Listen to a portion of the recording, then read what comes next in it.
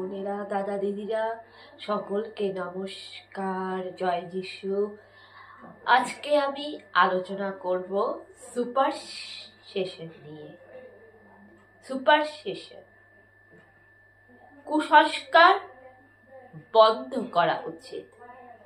আমি কুসংস্কার সম্পর্কে বলবো, আর কুসংস্কার থেকে কি করে আমাদের সমাজটাকে বাঁচাতে হবে, আমাদের সমাজটাকে কি করে নবজাগরণ তৈরি করতে হবে, শিশুদের মধ্যে কোনটা সঠিক শিক্ষা দিতে হবে আর কুশিক্ষা দেওয়া উচিত নয়, সে বিষয়ে আমি আলোচনা করব। তো প্রথমে আমি আলোচনা করব সামাজিক অনুষ্ঠানের কুসংস্কার।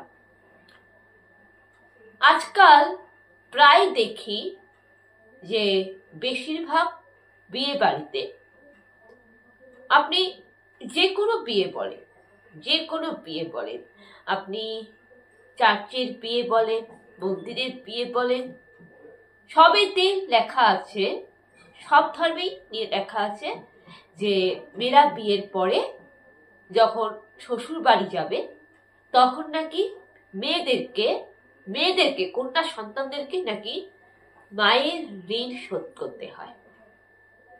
মানে চাল দিয়ে বলে যে আজ থেকে আমি তোমার ঋণ আমি শোধ করে গেলাম, মাগো তোমার ঋণ আমি শোধ করে গেলাম।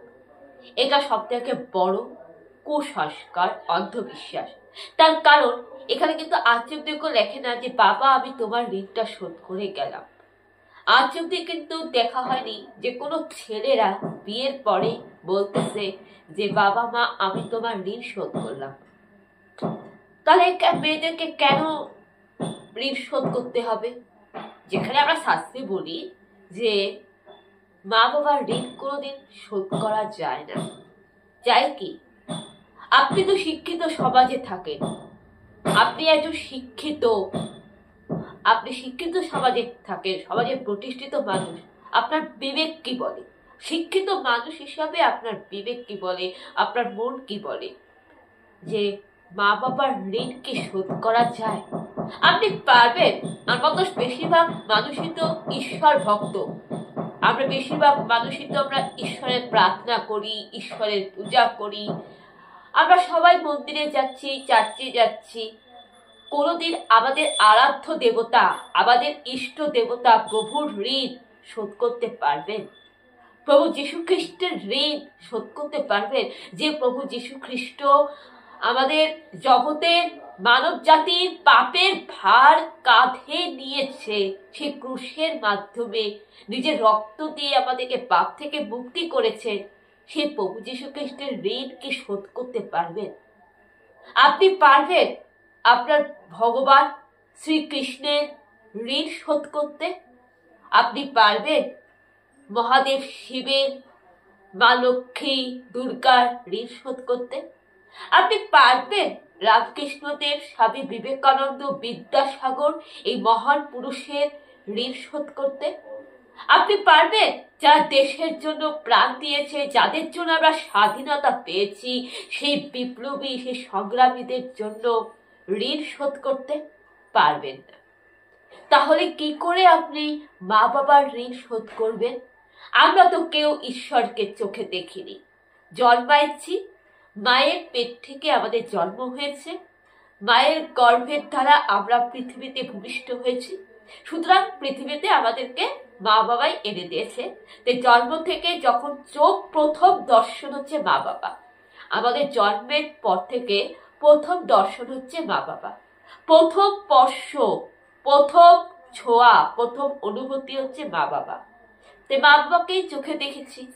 আর হিসাব মতো শাস্ত্রে বলে যে মা বাবাই হচ্ছে জগৎ। তার কারণ আমরা শাস্ত্রে পড়েছি পিতা স্বর্গ, পিতা ধর্ম, পিতাই পরমন্তপ, পিতুরি পিতিমা বর্ণে পিয়ন্তে পূজন্তে স্বর্গ দেবতা। আর জননী জন্ম ভবিষ্য সে স্বর্গাদপি গরীয়সী।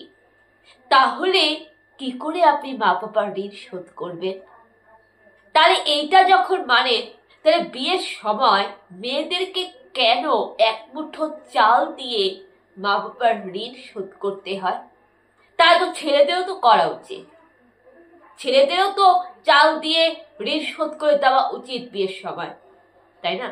যেখানে আমাদের দেশের সংবিধান বলে যে নারী পুরুষ সকলের সমান অধিকার, তাহলে এইখানে বৈষম্য কেন? বিয়ের পরে শুধু মেয়েদেরকেই কেন মায়ের ঋণ শোধ করতে হবে? পুত্র ঋণও শোধ করা হোক, ছেলেরাও ঋণ শোধ করুক।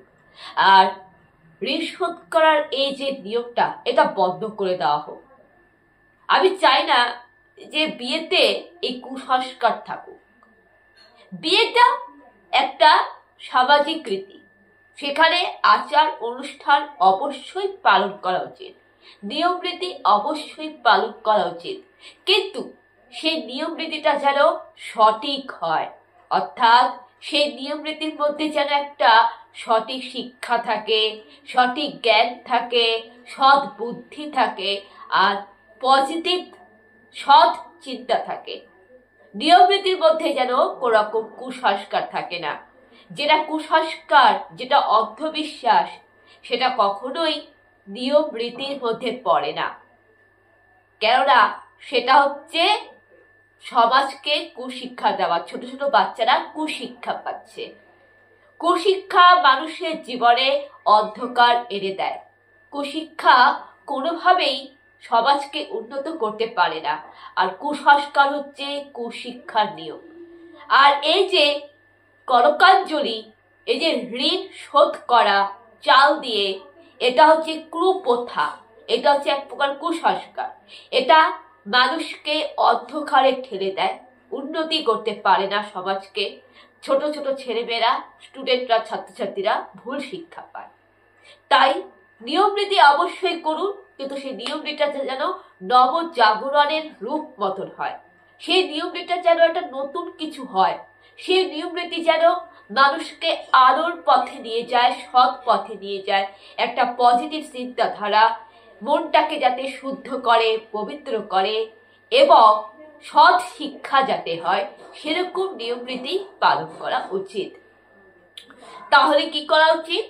সেই চাল দেওয়াটা বন্ধ করে দেওয়া উচিত। সেই এক মুঠো চাল দিয়ে মা বাবার ঋণ কোনোদিনও শোধ করা যায় না।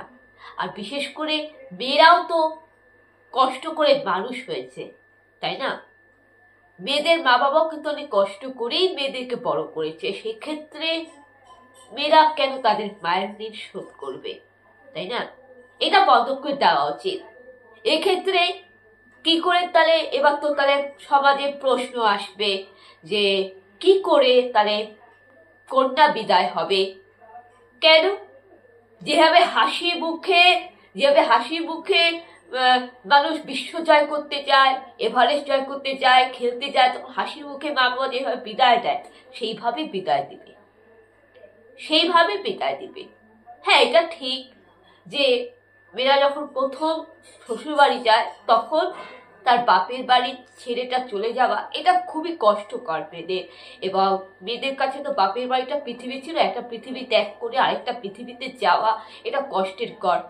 কিন্তু এই কষ্টটা থামানোর জন্য ঋণ শোধ করা, এটা তো যুক্তিসঙ্গত নয়, এবং কষ্ট সবারই থাকে।